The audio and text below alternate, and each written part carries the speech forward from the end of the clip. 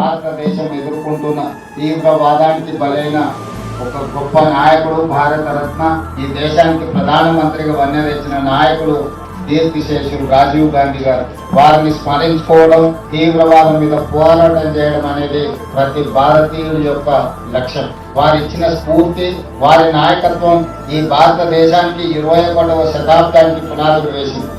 సాంకేతిక నైపుణ్యంతో పాటు ఆర్థిక సరళీకృత విధానాలకు ఆద్యం పోసి ఆర్థిక సరళీకృత విధానాలతో దేశాన్ని బలమైన ఆర్థిక దేశంగా నిలబెట్టడమే కాకుండా యువతకు 21 సంవత్సరాల ఓటు హక్కు ఉంటే వయస్సు తగ్గించి 18 సంవత్సరాలకి ఓటు హక్కు ఇచ్చి ఈ దేశంలో రాష్ట్ర ప్రభుత్వాలను, కేంద్ర ప్రభుత్వాలను ఏర్పాటు చేయడంలో యువతకు కీలకమైన బాధ్యతను అప్పచెప్పిన ఒక గొప్ప నాయకుడు రాజీవ్ గాంధీ గారు.